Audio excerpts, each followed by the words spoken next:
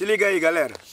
Quem nunca se decepcionou quando fez uma comida maravilhosa e o arroz errado, no ponto errado, estragou todo aquele jantar que você imaginava seria lindo, né?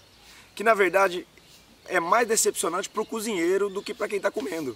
As pessoas que estão comendo muitas vezes nem percebem, mas para a gente que quer atingir a perfeição e servir o melhor, não fica legal. E decepciona, e a gente passa o dia inteiro mal com isso, né? Ou outro dia, enfim.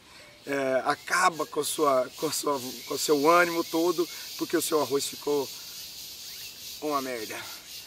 Então agora a gente vai ensinar para vocês como vocês nunca mais vão errar no arroz. Vou ensinar para vocês o ponto ideal, tá? Porque eu já tive essa experiência de fazer um bobó de camarão excelente, excepcional, e o arroz estragar todo o contexto. As pessoas adoraram, mas para mim não ficou bom. Eu fiquei decepcionado e passei alguns dias mal com isso, porque eu queria impressionar aquelas pessoas e na minha concepção não ficou perfeito. Agora a gente vai, para vocês entenderem como é que funciona esse processo físico-químico da cocção do arroz, para vocês entenderem o que vocês devem fazer para não errar mais no arroz. Tá gravando, não tá? Tá. Eu acho que não tá. Vai, tá eu tô aqui viajando. E para vocês entenderem que existe um porquê de fazer assim o assado, vocês têm que entender um pouco da morfologia do arroz, tá? E dos tipos de arroz. Isso vai influenciar diretamente no resultado final que vocês querem ter. Ninguém está aqui para dar receita, a gente está aqui para te ensinar um olhar mais técnico da história. Entender que existe uma reação que acontece e que deve ser seguido algumas regras para aquilo acontecer, a reação ocorrer perfeitamente, ok? Então a gente vai falar um pouco agora de morfologia do arroz, que o arroz na verdade é um grão, né, que vem de uma gramínea, e esse grão, essa semente dessa gramínea, ela é composta pela casca, pela película, pelo germe e pelo endosperma. O arroz polido, que é o arroz branco que vocês comem em casa, é o arroz que só tem o endosperma. Então você pole ele, você tira a casca, você tira a película, você tira o germe e fica só o endosperma, que nada mais é que a reserva de amido do arroz. Então, teoricamente, já dá para se entender que o arroz polido ele é mais pobre em nutrientes, porque basicamente todos os nutrientes do arroz estão contidos na película, né? Que é o que dá cor também ao arroz. Por isso que o arroz integral ele é marrom, né? Ele tem uma outra coloração e ele é mais rico em nutrientes, ok? Então vocês entenderam que esse arroz branco, que é o que a gente vai focar agora, ele é formado pela reserva de amido, pelo endosperma. Esse amido ele é formado por duas moléculas, a amilopectina e a amilose. É essa divisão de porcentagem de amilopectina para amilose que vai dizer se o arroz ele demora mais tempo para cozinhar ou menos tempo para cozinhar, entendeu? Mas isso no fundo não vai fazer grande diferença no entendimento de vocês. O que vai fazer entendimento é que existem dois tipos de arroz de acordo com a quantidade de amilose. O arroz glutinoso e o arroz não glutinoso. O arroz glutinoso é um arroz que ele absorve mais água, que ele desmancha mais fácil. Ele é mais usado para fazer doce, né? E o arroz não glutinoso é o arroz que a gente consome mais comumente em casa, que no nosso caso é esse arroz polido, o agulhinha, né? Que a gente está no Brasil, a gente vai falar do arroz brasileiro. Mas existem vários outros tipos de arroz. Então a gente tem o arroz, dentro desse arroz não glutinoso, a gente tem variações de quantidades de amilose, né? Que na verdade o amido, a combinação de amilopectina com amilose, é um cristal. Então eu quero que vocês entendam, depois a gente vai desenhar aqui do ladinho, bonitinho. É um cristal. Esse cristal, quando eu coloco ele sob alta temperatura e com uma temperatura úmida, né? Uma cocção úmida, que é a água fervendo, ele quebra e gelatiniza. Então por isso que o arroz, ele com o tempo, ele vai virando uma goma, porque ele gelatiniza. Então eu quero que vocês entendam o seguinte, pessoal, presta atenção. Todo amido que está sendo elevado a uma alta temperatura, principalmente quando ele é desidratado, a tendência dele é absorver água, né? Tem-se o estudo que o grão do arroz ele absorve de 1,5 a 2,5 vezes o tamanho dele em água. né?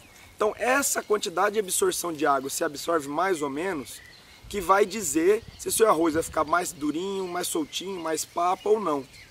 Então vocês precisam se ater a isso.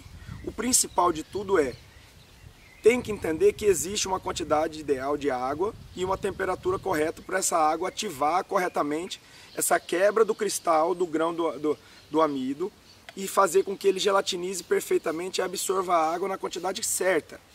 Ok? Vocês entenderam? Então assim, vai variar muito de acordo com os tipos de arroz. Temos alguns tipos de arroz. A gente tem o arroz polido, que é esse que a gente consome em casa, o arroz branco, né? Que é do tipo agulhinha. A gente tem o arroz polido arbóreo, que é o de risoto, que depois, se vocês quiserem saber mais sobre risoto ou alguma curiosidade sobre algum outro tipo de arroz, vocês podem perguntar pra gente aí nos comentários, ok? Que a gente responde. Eu tenho arroz bomba, que é o arroz da paella, o arroz espanhol, que ele é mais parecido com o arbóreo, são grãos mais curtos, mais gordos, com mais amilose, então ele demora mais para cozinhar. Quanto maior a quantidade de amilose, pessoal, mais o arroz absorve, mais ele precisa de água para cozinhar, mais tempo de cocção ele precisa, né? E mais amido ele solta. O arroz nosso, brasileiro agulhinha, ele é de uma quantidade intermediária. Então ele fica, por essa característica, ele vai ficar mais soltinho, né? E não vai ficar com tanta goma, por exemplo, como um arroz glutinoso japonês ou como um arroz arbóreo, ok? Então vocês entenderam um pouco da morfologia do arroz. Agora a gente vai entrar numa questão de tipos de arroz, para vocês entenderem também. Então assim, o arroz agulhinha branco polido, temos o arroz integral, que é o arroz que ele apenas não foi tirado a película. Ele é um arroz que ele contém a película, o germe e o endosperma. Teoricamente é um arroz mais nutritivo, né? Um arroz com fibra, um arroz com vitamina, um arroz com mineral. Mas por eu não tirar aquela fibra em volta dele, que é a película, ele é um arroz que demora mais tempo para cozinhar. Ele precisa de mais água e ele precisa de mais tempo de cocção, tá? Então isso é uma variante aí que influencia na cocção do arroz. Mas a gente hoje veio falar do agulhinha, ok? A gente depois vai entrar mais em outros tipos de arroz. E o arroz parbolizado, pessoal, também é uma dúvida que eu tinha e que eu, estudando, eu tirei e eu vou passar para vocês. O arroz parbolizado, todo mundo fala, Theo, mas eu vejo lá aquele arroz amarelo, né? Parbolizado, que diacho de arroz é esse? O que é bom ou ruim, não é? O arroz parbolizado é um arroz que foi pré-cozido, porque parbolizado veio da palavra inglesa parboil, de parcialmente cozido, né? Então ele é pré-cozido, depois ele é seco novamente e ele é desidratado de novo, né? Para o grão para ser estocado. É um arroz que ele é cozido com casca, então você consegue fazer com que o grão absorva nutriente, tanto que ele é amarelado, porque ele é mais rico em nutriente do que o arroz polido em si, né? Então é um arroz mais nutritivo. É um arroz que demora mais para ser cozido e precisa de mais água, porque ele é um arroz que, teoricamente, quando você pré-cozinhou e secou ele novamente, você inativou um pouco da característica do amido de absorver a água e de gelatinizar. Então ele precisa de mais tempo, mas ele fica mais soltinho. Então é mais fácil de você fazer um arroz mais soltinho e parbolizado. Ok? Legal. Vamos entrar agora no X da questão, ó, se liga. No X da questão. As técnicas de cocção para o arroz. O pulo do gato do arroz. Tá? Então vocês entenderam que o arroz é um grão de amido, né? E esse amido é um cristal que precisa ser quebrado. Ele é quebrado como? Com uma alta temperatura e água. Então eu preciso cozinhar ele, eu preciso hidratar o grão em alta temperatura, que ele vai cozinhar e transformar esse amido em uma molécula digerível, absorvível pelo nosso corpo. Sem isso você não absorve, não digere. Ok? Compreendido? Beleza. Agora se liga, que agora é a sacada da história. Tem um tipo de maneira de cozinhar o arroz, que é a cocção úmida. Como eu já falei, eu preciso de água para hidratar. Mas o brasileiro, gosta do arroz mais soltinho. E o brasileiro usa dois tipos de cocção, a cocção seca e a cocção úmida. O que é a cocção seca? É quando eu vou fritar o arroz, né? A cigarra gostou, tá vendo? A cigarra tá participando aí do vídeo da galera, né? Ela deu o ok dela lá que a gente tá no caminho certo. Então eu vou fritar esse arroz em óleo e muita gente põe alho, põe tempero, né? Qual que é a importância de eu fritar o arroz para um resultado de um arroz mais soltinho? Quando eu frito o arroz, eu vou pré-selar aquele amido, né? E vou diminuir a capacidade desse amido de se ligar com moléculas de água. Então vou dizer que eu estou selando o amido, eu estou inativando a característica dele de absorver água. Não totalmente, pessoal, eu estou diminuindo, tá?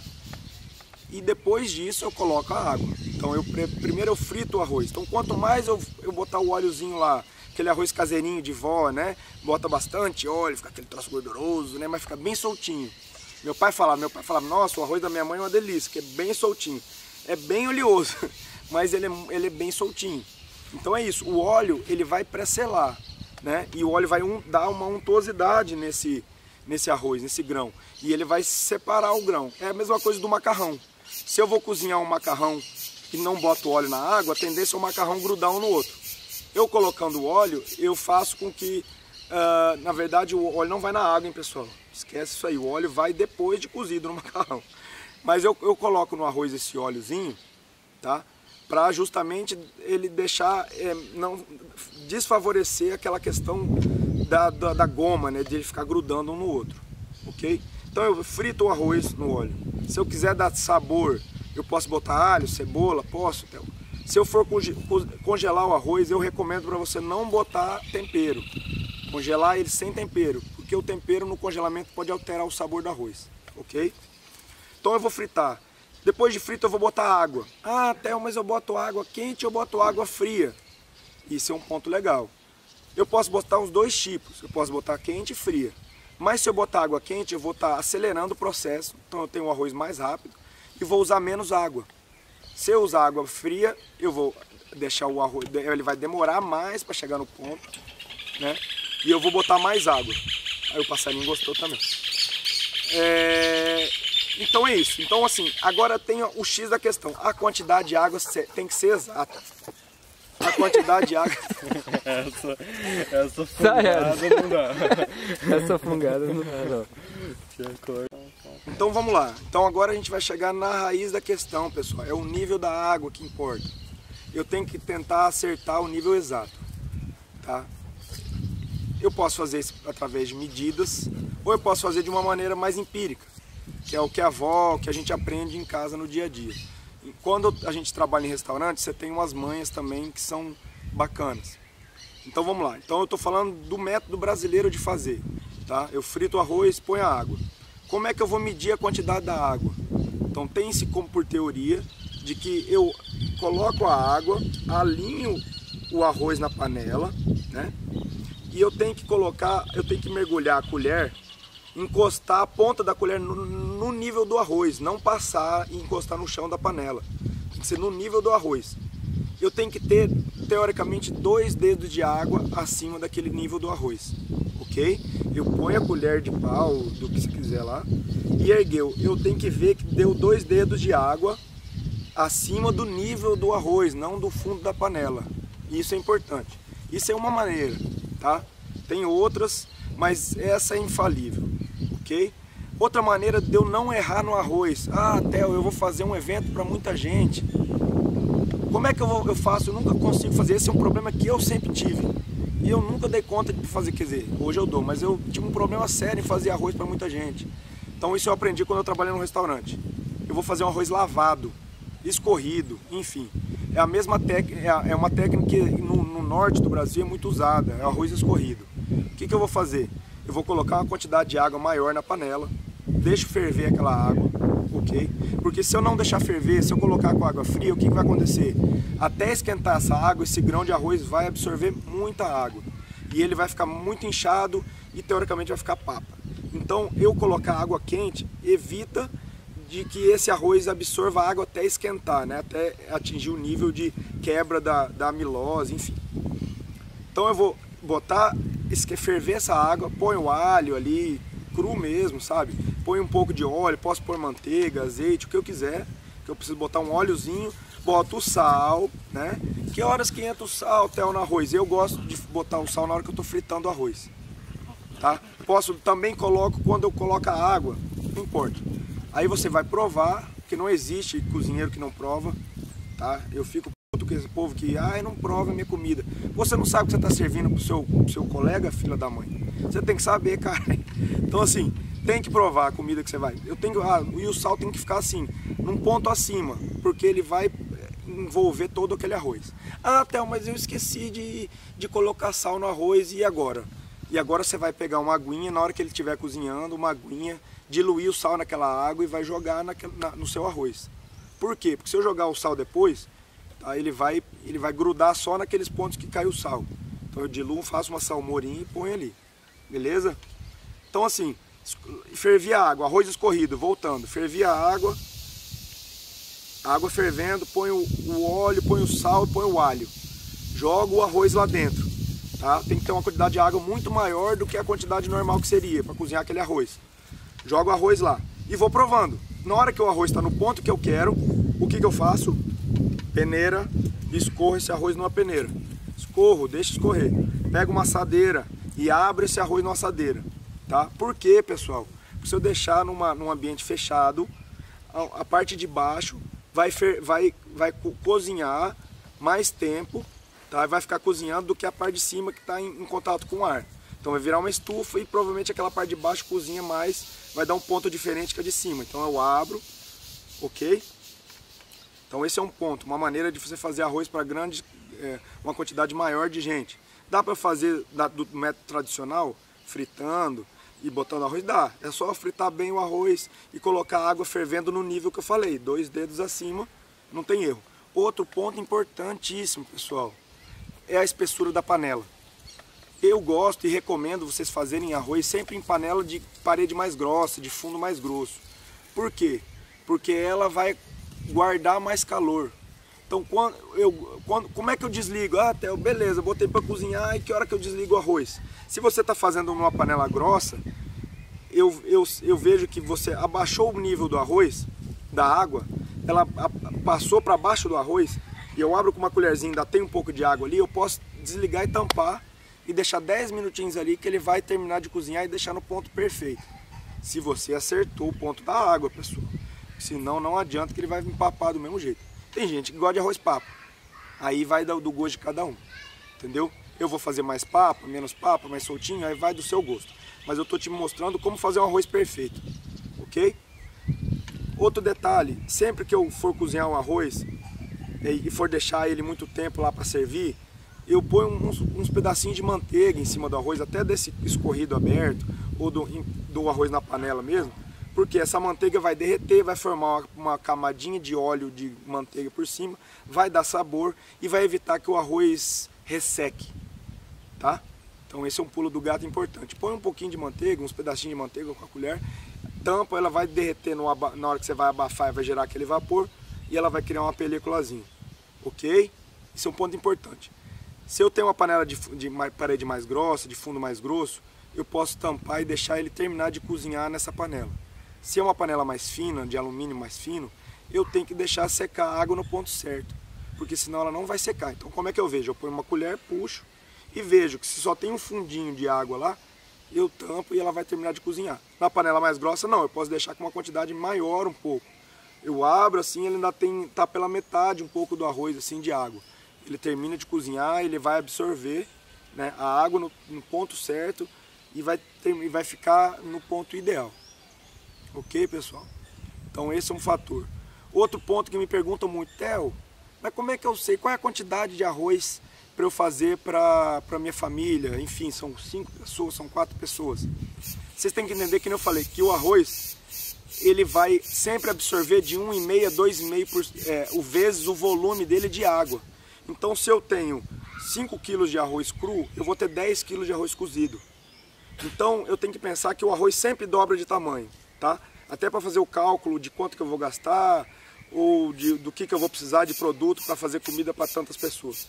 A conta que a gente usa é mais ou menos 150 gramas de arroz cozido por pessoa, tá? Isso quando eu tenho, o arroz não é o prato principal, é o acompanhamento. Então, se eu vou fazer 150 gramas de arroz por pessoa, pensando que eu quase triplico o volume do arroz, eu vou usar de 50 a 60 gramas por cabeça, tá? Então vamos dizer que isso, logicamente, que se eu tiver um gordinho que come mais, ou se eu tiver uma criancinha que come menos, vai variar, né? Porque tem uns monstrinhos que comem uns 500 gramas de arroz aí, entendeu? Então eu tenho que saber com quem que eu tô lidando. Porque tem nego que não tem fundo esses gramados. Então é isso. Eu vou pensar nisso. Então assim, a gente tem um conhecimento empírico de vó, que uma xicrinha de café cheia de arroz cru, teoricamente é o consumo de uma pessoa. Então eu vou medir lá, 5 pessoas, boto 5 medidinhas daquela de arroz, entendeu? Um pouquinho mais sempre. Se sobrar também não é problema, a gente vai falar num próximo vídeo aí sobre aproveitamento de arroz. Quem tiver uma receita legal de como aproveitar arroz, aquele arroz fica na geladeira, manda pra gente aqui nos comentários, que a gente vai depois compartilhar isso, vai tentar trabalhar em cima disso aí. Vamos ter um vídeo aí só sobre aproveitamento, tá? E porque é um dilema muito grande, muita gente não acerta na quantidade, ou acerta, tem um que não come, sempre sobra um arrozinho, né? Para mim não joga fora, porque hoje em dia a gente tem que pensar nisso. Não podemos mais desperdiçar comida. A gente vai ensinar como é que eu aproveito. Beleza, pessoal? Então é isso, pessoal. Espero que vocês tenham entendido um pouco do que a gente quer passar. A gente quer que vocês entendam que a gente não está aqui para ensinar receita, a gente está aqui para mostrar para vocês que existe uma série de reações físico-químicas que acontecem nos alimentos, tá? Que são aceleradas por temperatura e tempo e uma série de questões, que se você entender isso, que não é difícil, não é impossível, eu não sou físico, não sou químico. Não, cara, é uma química básica que você pode entender, que você aprender na escola e que a gente vai tentar te mostrar da maneira mais simples possível para você não ficar preso à receita, para você saber executar e saber criar a sua receita. Legal? Obrigado.